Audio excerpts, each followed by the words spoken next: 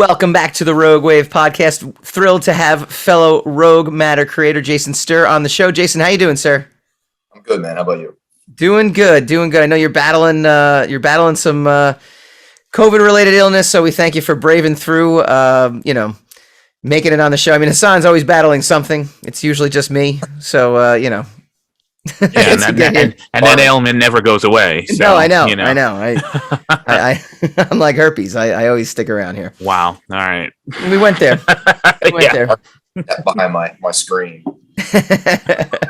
So, Jason, you are the creator of Until I Die, which just launched on Rogue Matter today, and was really exciting. I was one of the first to get to read it at Rogue Matter, and instantly fell in love with it. We talked a little bit about it at our last segment, but give us your elevator pitch for what the series is. Yeah, so basically,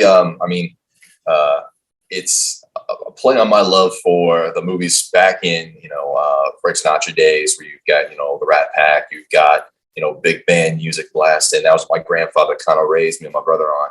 And having been in the military for a couple of years, it was one of those things where, all right, if we're really going to have, worldwide assassins, what better to get behind enemy lines than with celebrities, people who they want to come in. Yeah. So the original crossover sensation, I guess you could say. Musician, actor, hitman, why not? So tell us a little bit about your background. So you mentioned you're in the military. How long have you been in there? I know you recently almost went out to Poland. I mean, you're actually like in the thick of it right now. So right now, I've been promoted to squadron commander, so I don't get to go do a lot of the fun stuff anymore. I am now effectively human relations. Okay. So HR now. I've been in doing this for August will make 14 years. Mm-hmm. So I've been active duty, I've been with the reserves, and now I'm with the Illinois Air National Guard. So stationed in Peoria, Illinois now. So it's been several different continents, done a lot of fun things, seen a lot of fun things, seen a lot of not so fun things. But it's been a blast. How does one go from a transition from being in the military to also being a comic book creator? My dad taught me to read with comic books. I was always the outdoor kid. I didn't want to be inside doing anything educational. And it was one of those things where if I learned to read, he would buy me Spider-Man comic books or Fantastic Four comic books. And it just kind of went from there. What's your favorite one out of the ones you just mentioned, or anything else in general? So I think Ed Brubaker's Winter Soldier series, by far, it was flawless. Yeah. I love like my favorite books are the Tom Clancy, Jack Ryan books. Obviously, the show I'm a huge fan of. So the whole espionage angle, political intrigue, and Winter Soldier was my jam. Okay, very cool. All right, so Until I Die. Now again, what's our catchphrase tonight? All the likenesses are coincidental. Legally. Legally, this is not Frank Sinatra. This is somebody else. Very close to. It could be someone like that in that era. So it's a fictionalized character. But at a passing glance, it might be. Yeah. Right. Exactly. Wackos. So he's basically kind of he's talking about his life, like you mentioned, who when he was a famous 50s era, 60s era celebrity, going in and doing these kind of things. How much? What I actually, it's two things I love about this though. It's a great comic, one, but it's also, I love that it's seeped in the history of the time period. How much research did you dive into to do the history? We have the JFK assassinations coming up in a later later issue. There's a lot of again, a lot of history of that era. Like, how much of a history buff are you? How much research did you have to do? Like what was the prep work to go into this? One of the classes that I ended up taking when I was I was a captain, I think. They talked to us, it was an anti-terrorism class. And one of the things they want to talk to us about, all right, you're the terrorist. Imagine how you would inflict whatever damage in any given area. And one of the things that I did was I started researching back CIA, Google missions, nothing classified, something any PDF that's sitting there floating on CNN or Time. And that kind of made me realize how many political assassinations took place in the 1960s. It was, I mean, the entire decade was up for grabs for anybody who had, the time, the money, and the resources, or just the will. So probably that class, plus what's actually they had the outline of the story, probably about a year's worth of research. Wow. And then for your artist, working with your artist, in your scripts, like how detailed were your scripts for him to know and to kind of pick everything up, or did he kind of just pick up, very, very easily off of what you were providing him? Yosem's incredibly talented. He and I knew each other for a little bit before we actually decided to work together on this project. But anytime I write something, when it's a graphic novel, I try to give the artist as a creator too. So I want to give them as free space as they can. I'll give them, hey, this is what I want to happen. How it looks, that's all you. You tell. There are certain scenes where I'll say, hey, look, in my head, this is what I got. Convince me otherwise, but this is kind of what I'm thinking. But for the most part, probably 95%, I try and leave that up to the artist. Oh, that's good. All right. I mean, because it's something like that. Sometimes I think you feel like I feel like as a writer, I have to be very detailed, with certain things, and then other things, it's like fight scene, go to town, Exactly. Yeah. Exactly. But something like this, I mean, it's very, like I said, very historical in nature. So it's got that. One of the other things I loved about the book too, you have a very good sense of rhythm when it comes to a story. And another writer, a friend of mine, she and I would always talk about it, and she would always almost, correlate writing with a dance. Like it's almost like you're dancing, like the dialogue is dancing and you're dancing to a crescendo. And I feel like each issue has that dance to it. Talk to us about your writing style. Like when you get into it, like how does your process work? So for me, I know how George Lucas explained it when he wrote Jones. He had all these scenes from old movies that he loved that he wanted to try and tell a story around. One of the things that I've always had long drives for whatever reason. And I'll have hypothetical conversations as one character, and that'll be for, I don't know how many times I've put myself in an issue of Captain America or Daredevil, and I'm Matt and I'm having an argument with Foggy, or just to keep for 5 hours ride, get to do something, right? Yeah. And I'll record myself on my phone building dialogue, because to me dialogue is it's going to make or break anything, when especially a graphic novel, because you don't read the description of a scene, you see it, you read the dialogue, you understand communication between the characters. So for me, dialogue is by far the most important thing. So I always focus on the tone of the character first. Who are they when they say what they say?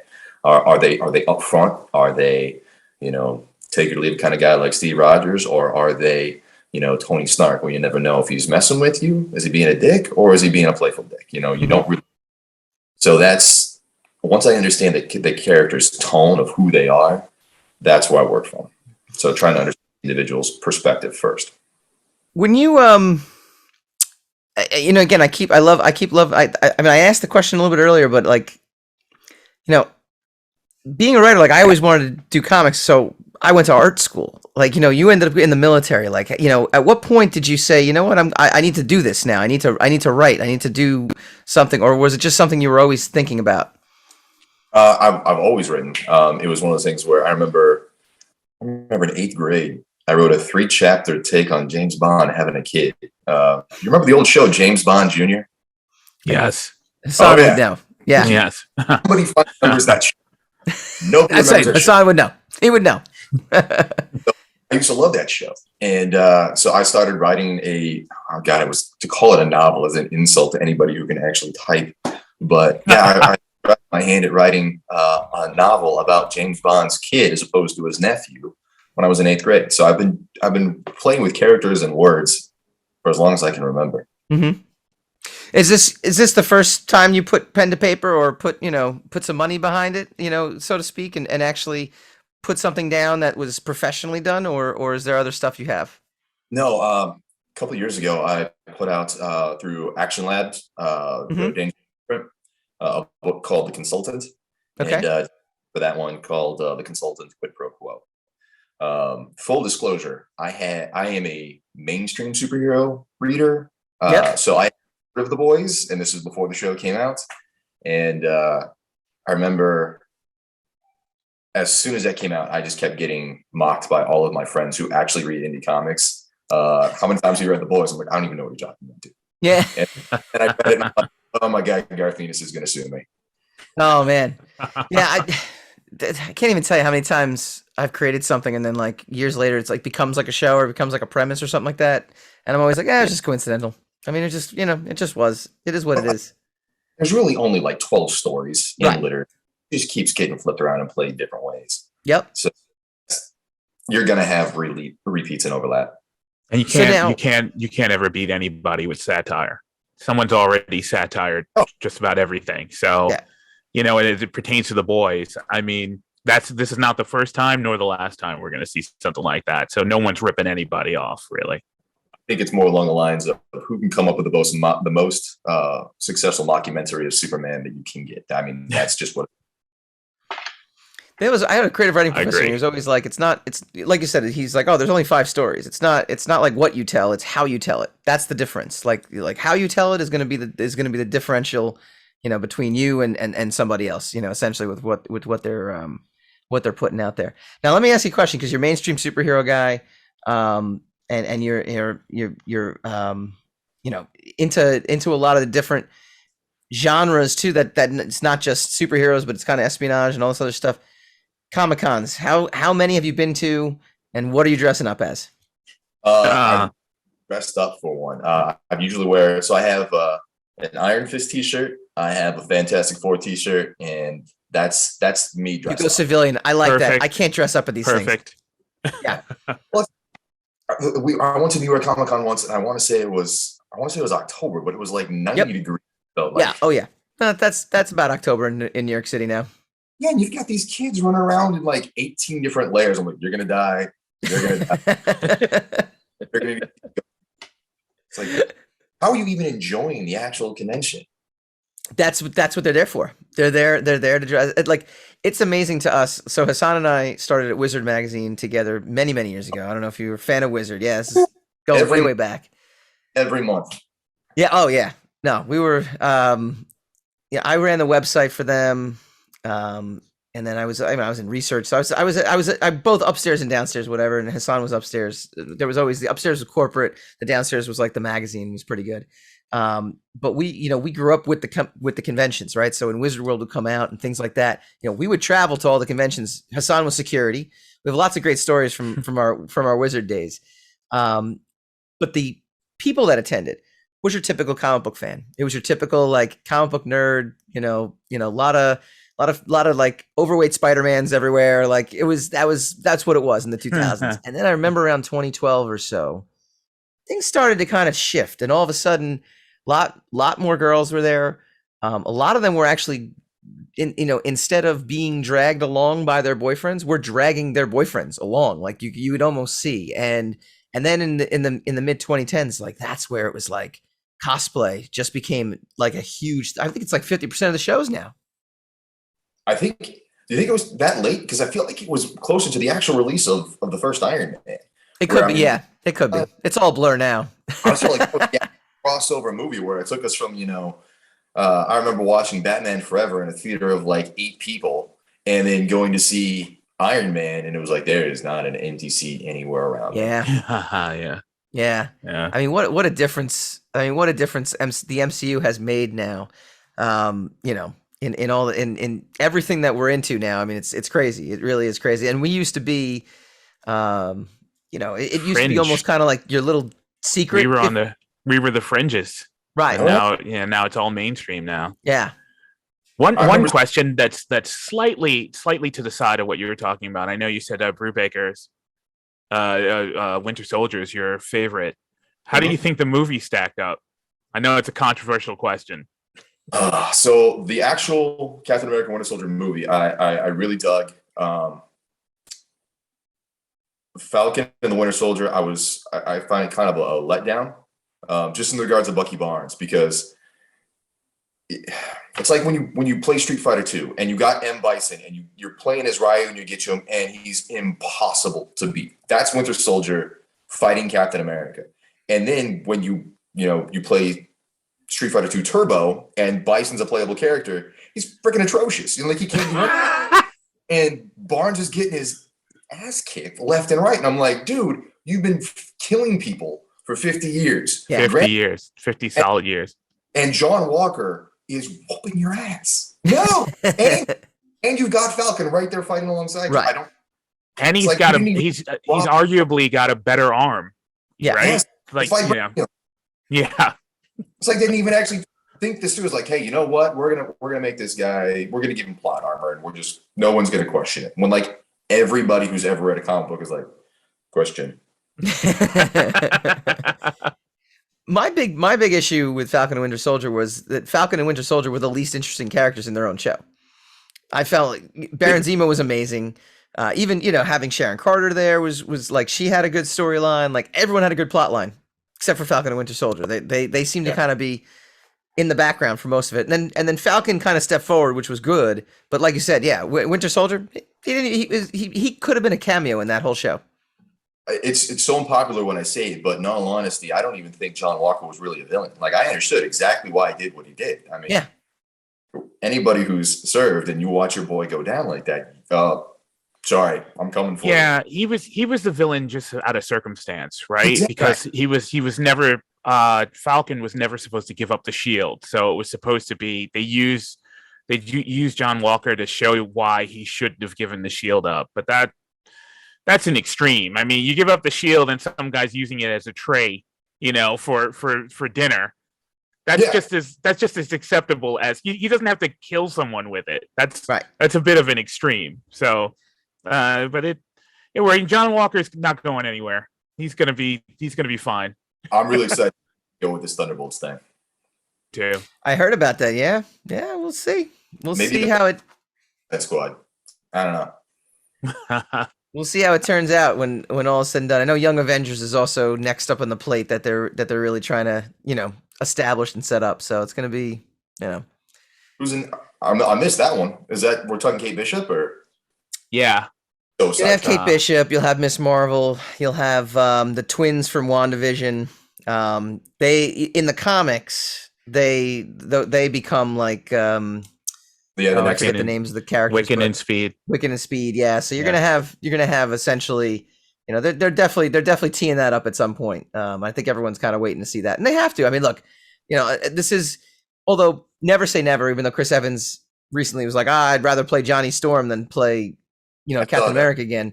Never say never, but for the most part, as actors, they've moved on. They have to kind of, do what they can. All right. Last question is we're going to circle back to Until I Die. The first issue dropped today. What can fans expect throughout the course of the series itself? Obviously, intrigue, murder, a little bit of music. I'm telling you, that was the best era of music. I know I'm making myself an old soul, but to me, that was the best era. Sammy Davis Jr. was king. No, it's.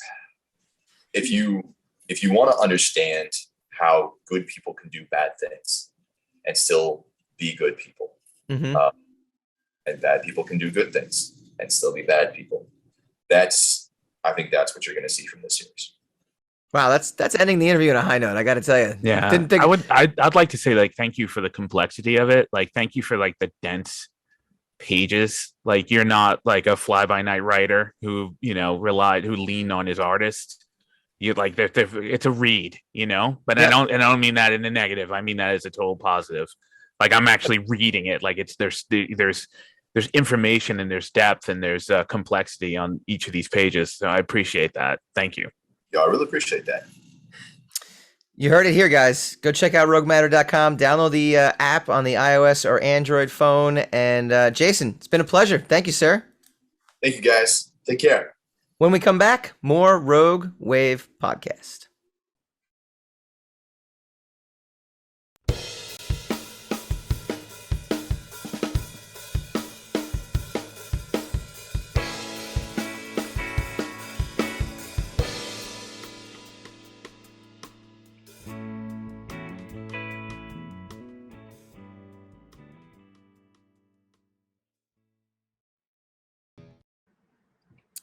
Want to thank our guest, Jason Sterr. Go check out Until I Die. It's on roguematter.com right now, or you can download the Rogue Matter app on the iOS or Google Play Store or wherever you get fine apps, or just go mobile. You can just type roguematter.com in on your phone and go read the first issue of Until I Die. There's also a ton of stuff up there. I mean, really, we're starting to really build a catalog, which is kind of exciting and neat to see. So, all right, next week, well, I just learned that next week we'll be talking Umbrella Academy. We've also potentially, Hassan, got one of the actors from The Sandlot coming on. Oh, wow. Very exciting. Yeah. Wow. Okay. All right. Yeah, look at you. We'll see how that goes. I know The Sandlot. That's called a tease. Yeah. So. Yeah. We'll see. All right. We will see everyone next week.